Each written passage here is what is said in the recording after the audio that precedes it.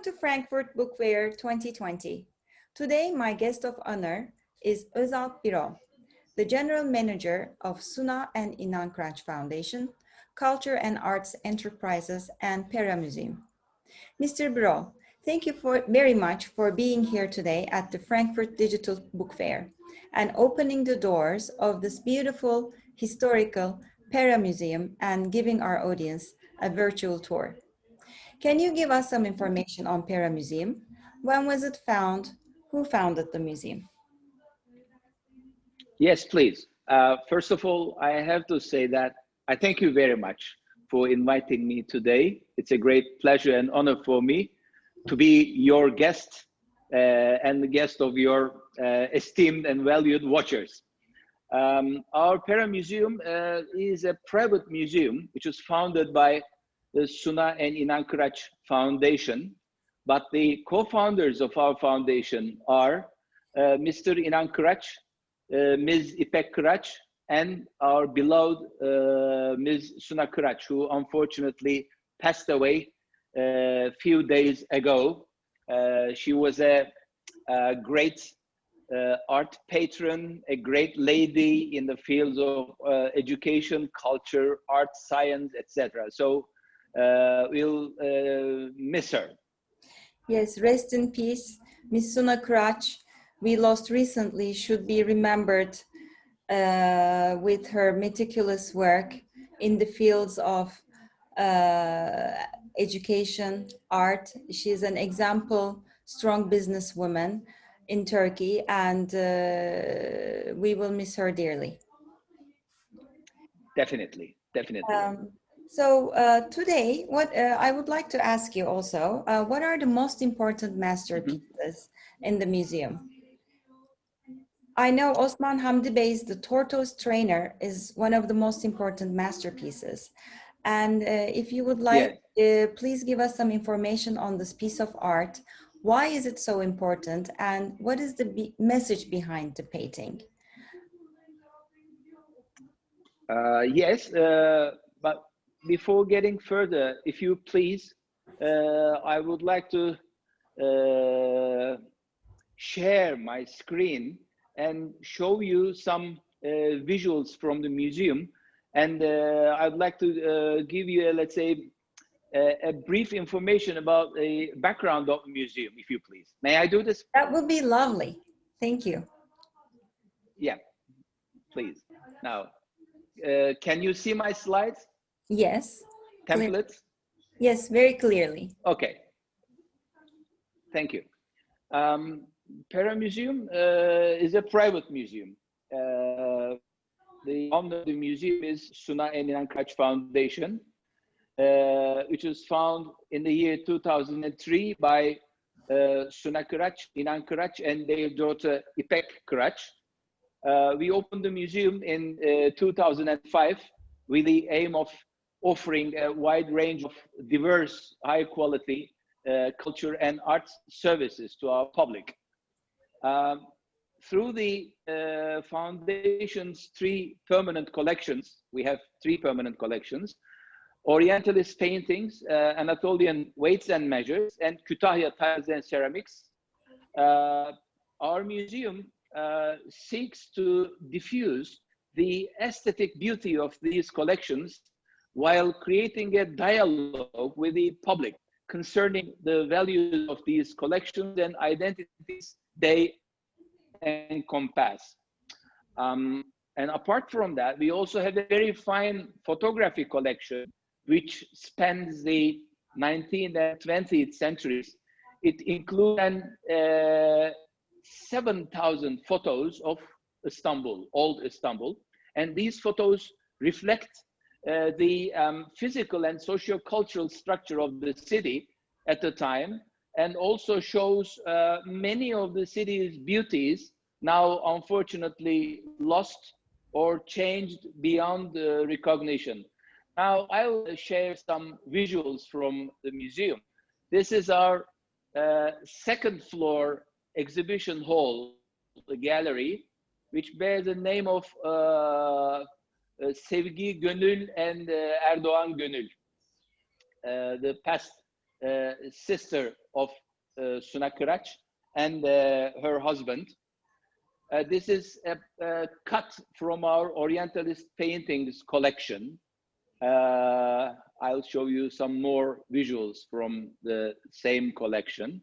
And regarding the second one, which is Anatolian Weights and Measures, we have almost 10,000 pieces and some photos from the same collection. And the third collection is Kütahya tiles and ceramics, which is a bit neglected compared to İznik tiles of ceramics. But these are very fine pieces. And in this collection, we have more than 2,500 pieces. And in this exhibition, which is called or titled Coffee Break, we are presenting the adventure of coffee in our collection of Kütahya tiles and ceramics. And apart from these three collections, we also have very fine old Istanbul photos, archives and collections, which I stated before. A very fine panoramic view of Istanbul from the early 20th century, and some more fine visuals, old photos of Istanbul, Çırağan Palace. And now I'm coming to the most interesting piece in the collection. Osman Hamdi Bey. Osman Hamdi Bey is a pioneer figure in Turkish arts and culture. And as the first and last Orientalist painter of the Ottoman Empire, Osman Hamdi Bey had the unique opportunity to observe the East from within.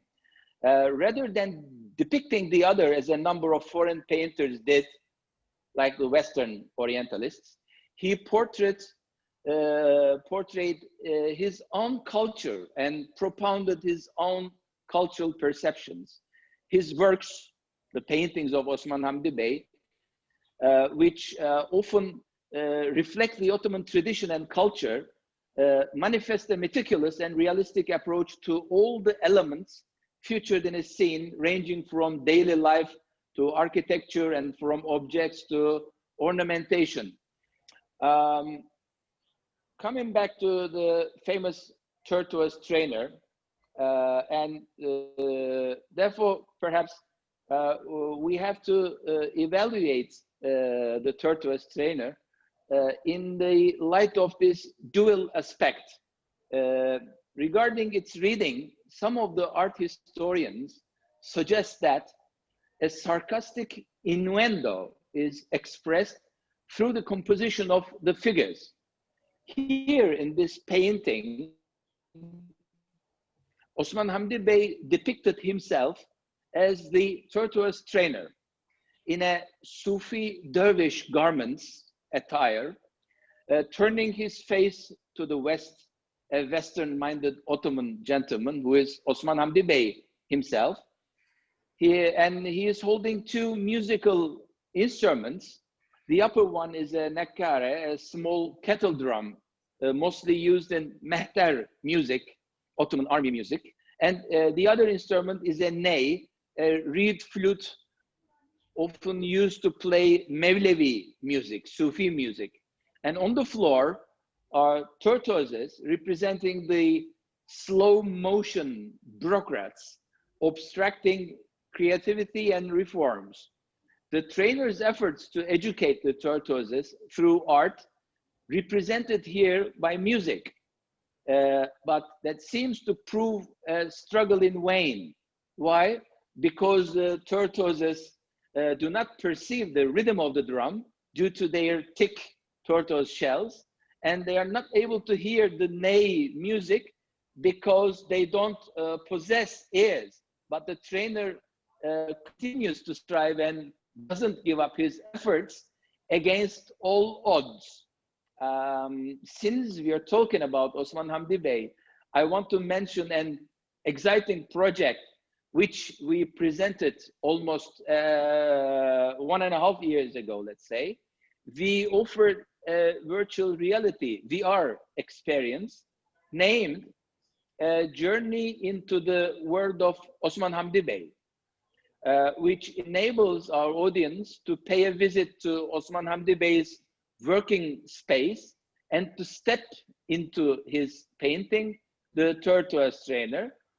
Of course, the working area is fictional because we don't have detailed plans or photos of his studio, but studying the conditions of the period, the objects we know he used and details from his photos, we have constructed his office in the most realistic way possible in the light of existing information.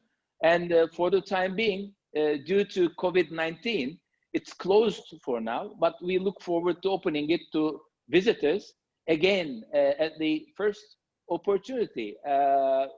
For the time being, I can say these things about our collections, Osman Hamdi Bey's Tortoise Trainer, and the latest project, the virtual reality project of the museum. I don't know, would you like to ask another question or go on depending on your questions, etc.? So please do raise your question. There is so much to ask because I'm amazed from what I saw.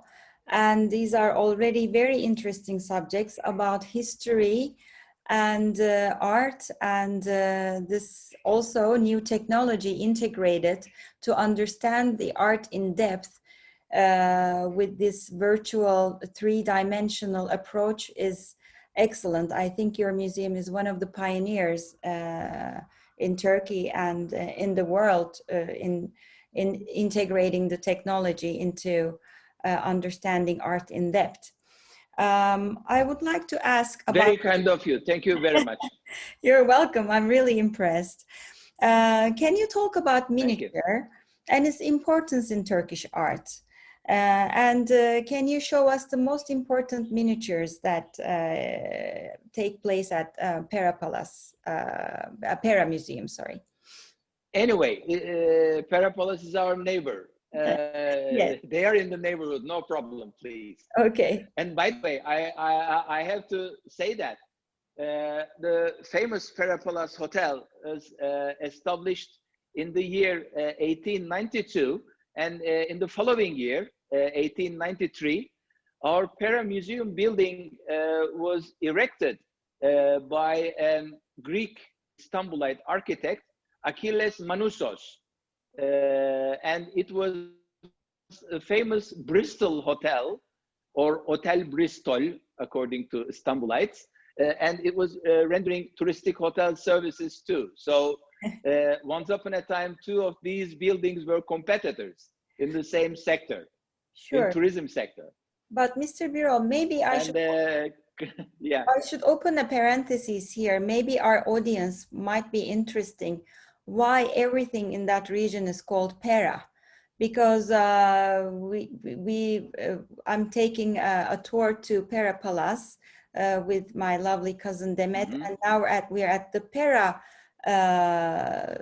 Museum.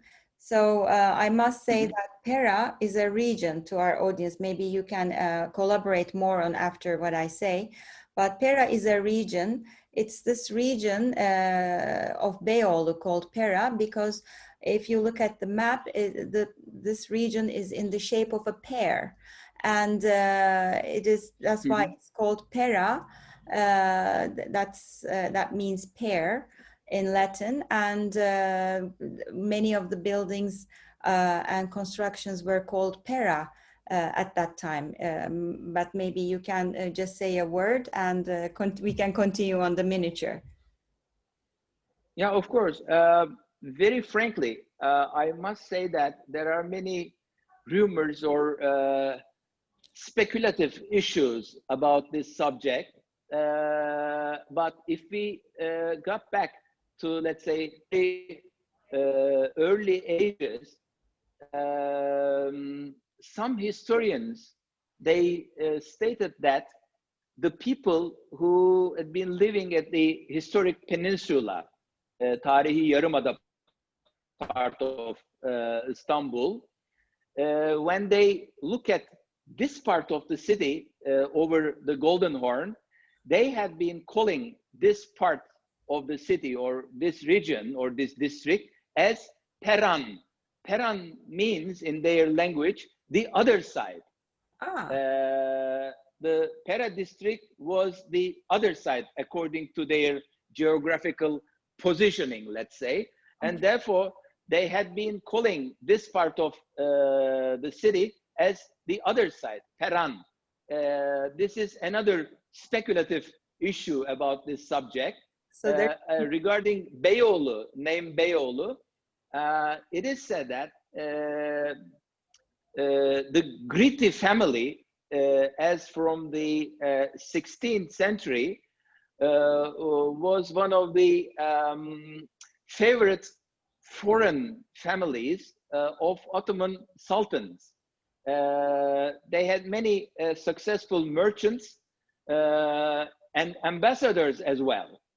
And people had been calling the elders of this family as Beys, Bey. The son of this Gritti was called as Beyoğlu, the son of the Bey. And therefore, some people say that Beyoğlu name or the situation, the people were calling this gentleman as the son of the Bey.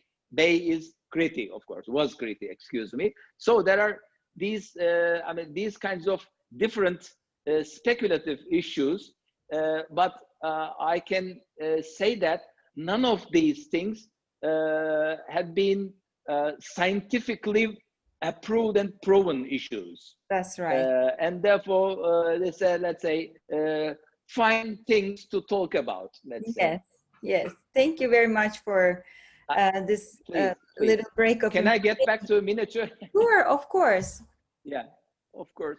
With now, we currently have a temporary exhibition, a rotating exhibition in the museum. This exhibition is focusing on contemporary approaches to miniature painting, named Miniature 2.0, the contemporary version of the miniature. The exhibition, in fact, brings together the works of 14 artists from different countries, such as Pakistan, Iran, Turkey, and Saudi Arabia, and Azerbaijan, excuse me. And it goes beyond its former context in terms of form and content, and it focuses on issues such as colonialism, Orientalism, economic inequality, gender studies, politics of identity, discrimination, violence, etc., etc. And the exhibition emphasizes the artists' various approaches to traditional miniature, as well as revealing the commonalities between them. Regarding your kind and keen interest in miniatures, I can talk about our sister institution, Istanbul Research Institute. We have another building in the same district, which is Istanbul Research Institute. And there we have a very fine exhibition titled Memories of Humankind, presenting a selection from the Suna Inanc manuscripts collection. And this exhibition invites our visitors on a journey among texts, objects, and through time, tracing the multilingualism of Ottoman society, daily life, everyday life, medicine, time, gender, and sexuality, and most importantly, the act of reading, which was as collective and an act as writing. Miniatures are important elements of these manuscripts, and therefore we brought them together in this very fine exhibition. And I can show you some of them. These are real miniatures from real manuscripts of different centuries, let's say. And as I mentioned, some, let's say, we have some pieces from different collections. And if you have some more questions about some selected items, I can talk about these issues, or you can go on as you like. Please, feel free. Now I see one of my favorite pieces from Pera Museum, which looks like the Anatolian weights and measures. And can you talk a little bit about these beautiful pieces and this collection? Some, let's say, brief issues, some notes, let's say. The left-hand side, on the left-hand side, you see one of the most interesting pieces from the collection of Anatolian weights and measures. This one is the Steelyard weight in the form of Heracles. Yes. This weight dates back to the Roman period. Heracles is a symbol of strength and courage, and one of the most important figures of ancient times. The marketplaces during these ages are called agoras, were under the protection of various gods. And these gods were given the title of agoraios. This weight also bears the title of agoraios. So this is very interesting and very beautiful piece as well. Mm-hmm. And the other part, other group, these weights in the form of sleeping duck were used frequently in Mesopotamia, and they are known as Babylonian type of weights. You can see its head turned backwards and leaned against the body. The weights that belong to this period, early second millennium before Christ, were frequently shaped as animals, and one of the most common animal being the duck shape, which is seen here. Another interesting piece from our collection is a very fine Ottoman piece from the 17th century, excuse me. Is a quadrant inspired by the astrolabe, mostly used in astronomy and time measurement. The quadrant was used by horologes determining prayer times and the Qibla direction of mosques. Qibla in Turkish, the direction of the Kaaba in Mecca. It was also used by architects for measuring angle, height, and inclination. A multifunctional piece, I can say that. So these are some selected pieces among the, let's say, thousands of collection items, let's say. And I don't know if you'd like to ask some more questions, or yes, we can go on with the pandemic period, etc. So please, you decide and ask your question. You know, seeing all these different weights from different times and cultures made me time travel. It gave me a time travel, and I went to Mesopotamia, I went to ancient Greek times, and I went to the times where, you know, this kind of quadrants and writings were calculated by hand, which everything is digital and technology, and with great use of technology right now. But I went back and forth through history and through civilizations. Thank you very much. But it must be difficult now for art lovers like myself to travel and visit museums and go to cultural events, which indeed Frankfurt Fair, which every year I attend, is now digital. And but it's going on because nobody can stop art and culture, because we are souls feed from it. But I would like to ask, what has changed regarding arts and culture after the COVID-19 pandemic?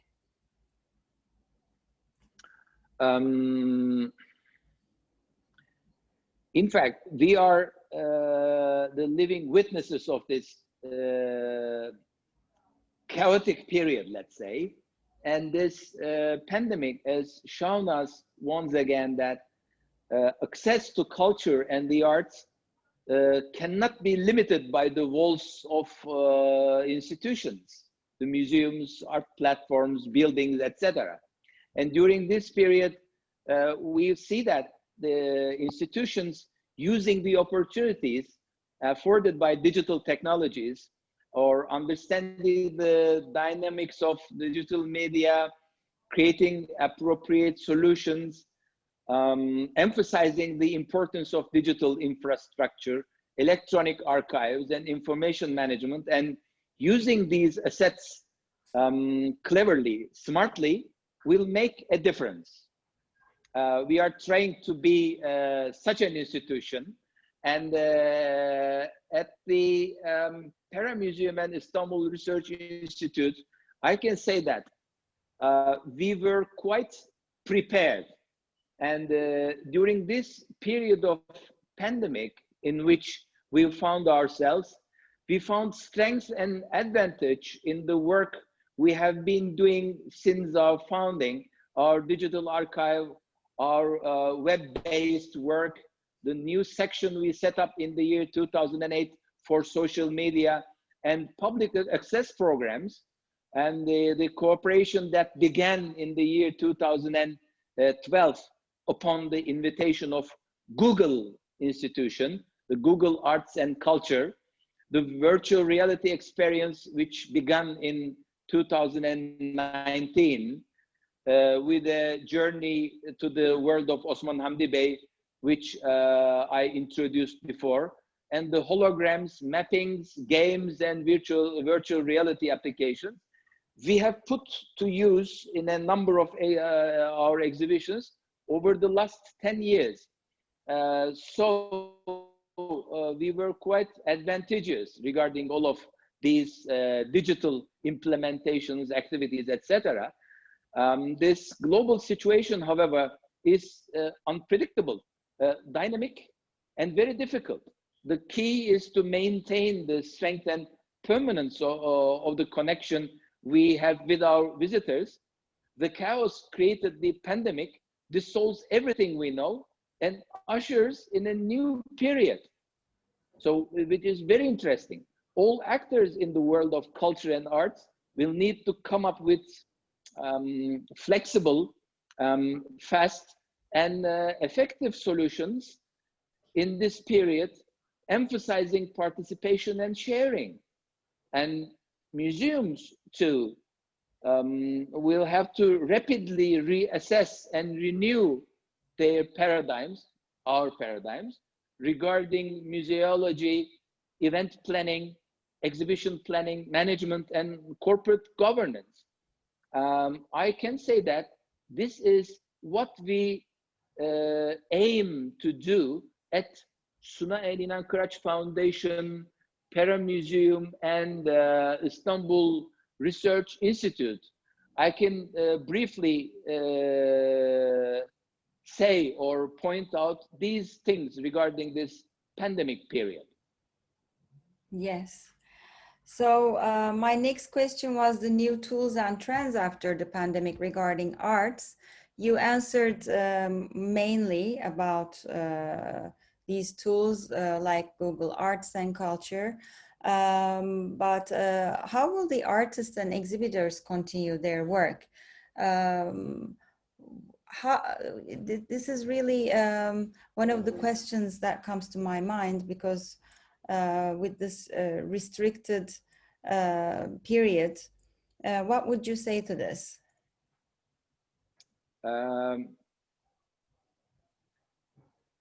In fact, we know from the exhibitions we opened during this period that most of the artists are highly influenced by this pandemic period, and they produce new works in this process with different feelings, emotions, approaches, and we will be definitely seeing the traces of this chaotic period in artworks of such artists in the future. I can say that this difficult, chaotic situation uh, is now influencing their emotions, feelings, attitudes, way of creating things, etc. Of course, this may not be the ideal mechanism of being inspired or inspiration, but this is an inevitable situation in which we have been struggling for almost 9 months in Turkey. That's correct. So this is the picture. Yeah. Yes. Will Pera Museum continue to offer virtual tours to the art lovers, like you said, from YouTube or other channels? Yeah, of course. Anyone who would like to pay a visit to our exhibits can try this Google Arts and Culture. There are very fine videos and visuals of selected exhibitions of the Pera Museum. And on the other hand, the Google people prepared a very fine 3D visit to our ambassadors and painters exhibition that your esteemed watchers can try at their convenience at any time they like. Also, we will be uploading more and more activities to YouTube, from which we have a great coverage, I can say that. Let's say we are one of the first contributors of this Google Arts and Culture, which means we have already had online exhibits before this pandemic. However, after COVID, we've started to make 3 of all of our exhibitions very soon, at the earliest convenience, or I can say that. We are going to start offering them on the institutional websites of the Pera Museum and the Istanbul Research Institute. I can say these things for the time being. And if you like, in order to crown our fine talk with your good selves and your kind questions about our collections and our institutions, I can show you, let's say, 2 minutes video clip that we prepared to show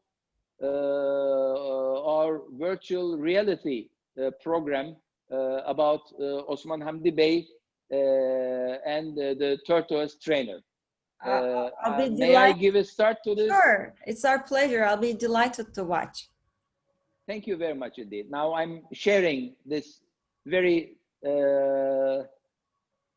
short video clip, which I believe will give you a, let's say, taste of 3D.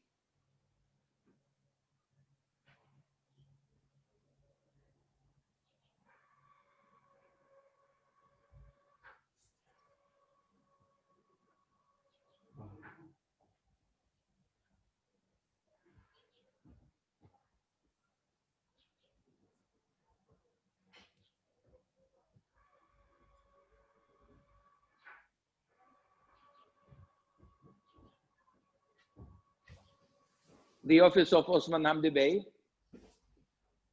So we're in 3D virtual tour right now. It's beautiful. Yeah, yeah. Desk of Osman Hamdi Bey, his books and old photos, which you can pick and get in. Selected works of Osman Hamdi Bey on the walls of his office.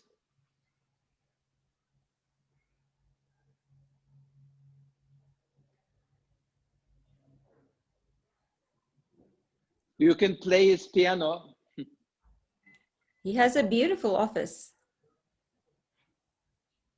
His easel, palette.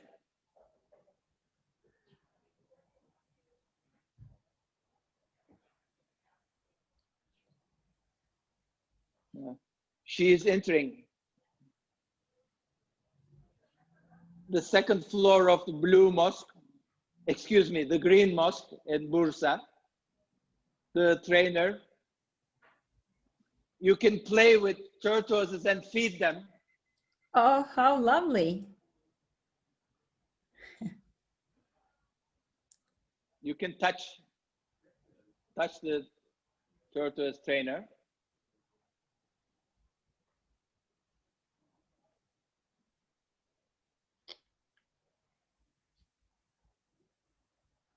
So, in fact, before COVID-19, our visitors were able to wear on these gadgets and visit to pay a virtual visit to the office of Osman Hamdi Bey, and to, let's say, get in the painting, to play with tortoises, to touch the tortoise trainer, to feed the tortoises, etc. In fact, we deliberately prepared this program to build a bridge between this early 20th century masterpiece and the young generations who are very interested in technologies, current technologies. So this was a very fine and well working project. Now we are trying to manage the situation by using this video in this corner at the museum. But after COVID-19, of course, we will reset the program, and we'll go on with this virtual reality program of the museum. So I can say these things for the time being. Thank you, Mr. Birol, for being here today to support art and culture in the International Frankfurt Digital Book Fair 2020. It was my great pleasure to visit the Pera Museum one more time. I hope our audience enjoyed as well, which I always come back with great pleasure. I thank you very much, first of all. And it's been a pleasure for me to be invited by your good selves and to share our facilities with your esteemed watchers and participants. And I wish you all the best. And we try to, let's say, commemorate and cherish the spirit of our dear co-founder, Mrs. Suna within the upcoming periods and activities that will be carried out by the Museum and Research Institute. Thank you. And lastly, can you say which are the tools that our watchers can go in and visit this virtual tours?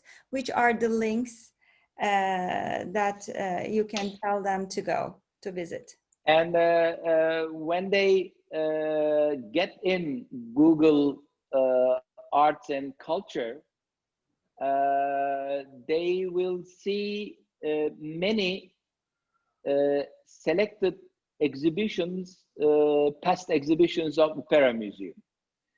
Some of them are temporary exhibits that we have carried out in the museum building before, and some of them are our permanent collection exhibitions.